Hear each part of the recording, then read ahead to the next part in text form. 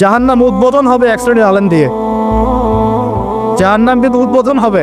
এই হাদিসটা জানেন না আপনারা ওলামায়ে কেরাম? আপনারা তো আমার চেয়ে অনেক ভালো জানেন। প্রথমে একজন শহীদ, কি করছো? জীবন দিয়ে দিছি, শহীদ হয়ে গেছি। ভুল, ক্যাদিব, মিথ্যা কথা বলছো। এই জন্য শহীদ হয়েছিলে যাতে মানুষ তোমাকে বড় বীর বলে। আমার জন্য তুমি জীবন দাও নাই, যাও জাহান্নামে দাও। আরেকজন, কি করেছো? অনেক দান করেছি, মানুষ দানবীর বলে। আল্লাহ বলছেন যে মিথ্যা বলছো, মানুষ যেন দানবীর বলে এই জন্য দান করেছে। দান করার সময় সতর্ক থাকে, লোক দেখায় দান করেন না। আর ইলেকশনের আগে আগে তো দানটা বেশি করেন আপনার আজকাল।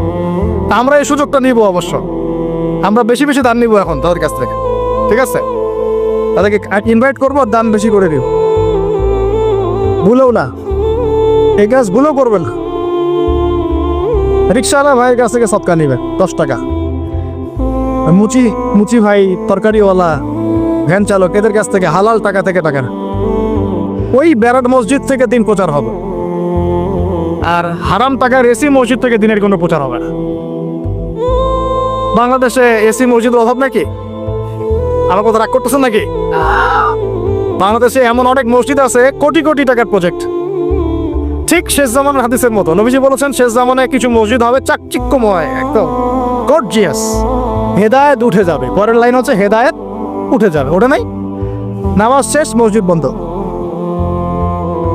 মসজিদে খাদেমদের মাঝে মাঝে অস্থিরতা দেখলে মনে হয় যে বাসায় গিয়ে সুন্নতটা পড়ি, এখানে পড়ার দরকার নেই, বিরক্ত হচ্ছে মনে হয়। নামাজ শেষ হওয়ার পর তাড়াতাড়ি এসি বন্ধ করতেছে, লাইট অফ করতেছে, ফ্যান অফ করতেছে। ভাই তাড়াতাড়ি যান, বিল উঠতেছে। আল্লাহ আমাদেরকে বোঝার তৌফিক দান করো। তো উম্মার ক্রান্তি লগ্নেই আপনি এগুলো চিনতে পারবেন, তাছাড়া পারবেন না। আল্লাহ নবী বলছেন, যদি তোমরা হাত দিয়ে প্রতিহত করতে না পারো, যেটা সামর্থ্য আপনার নাই, মুখ দিয়ে যেন প্রতিবাদ কর। এখন এই জায়গায় আমাদের ইমান টিকে আছে না নাই? এইসব ইস্যুতে যাদের লেখার ক্ষমতা আছে তাদের উপর লেখা ওয়াজিব, যাদের বলার ক্ষমতা আছে তাদের উপর বলা ওয়াজিব, যাদের আরো বড় কোনো সহায়তা পাঠানোর সুযোগ আছে না, এটা পাঠানো তাদের জন্য ওয়াজিব। যাদের রাষ্ট্রীয়ভাবে কিছু করার ক্ষমতা আছে, ওইটা করা তার উপর ওয়াজিব। আর যার এসব কোনো কিছুই করার ক্ষমতা নাই, তার উপর দোয়া করা ওয়াজিব। আমাদের কি দোয়া করার ক্ষমতা নাই? আল্লাহ পাক শুনবেন না আমাদের দোয়া?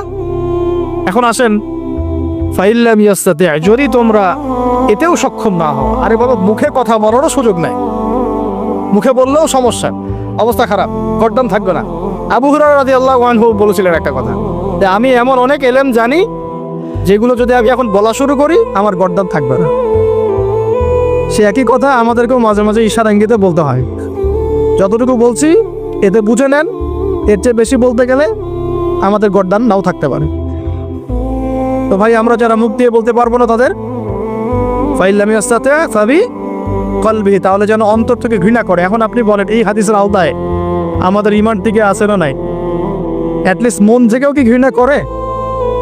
সাধারণ মানুষ মন থেকে অন্তত ঘৃণা করে।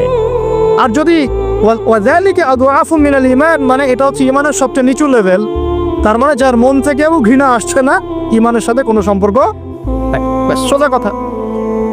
তো এখন আমাকে বলেন, যারা চোখের সামনে এই জুলুম, নির্যাতন, অন্যায় বছরের পর বছর দেখে আসতেছে, তার উপরে মাজলুমদের পক্ষ না নিয়ে জালেমদের পক্ষে ফতোয়াবাজি করতেছে, ঈমানের কোন লেভেলে তারা আছে?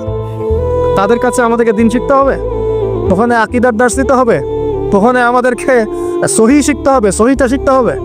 আর সমস্ত উলামায়ে কেরাম মরে গেছে সারা ওয়ার্ল্ড থেকে। আল্লাহর ওয়াস্তে নিজের আকীদা, নিজের আমল নামার ফিকির করেন। কেউ কাউকে বাঁচাবে না কালকে আমাদের মাঠে। যদি এই দুনিয়াতে আমরা হকপন্থী না হতে পারি, শ্বাস চলে গেলে আর হকপন্থী হতে পারি।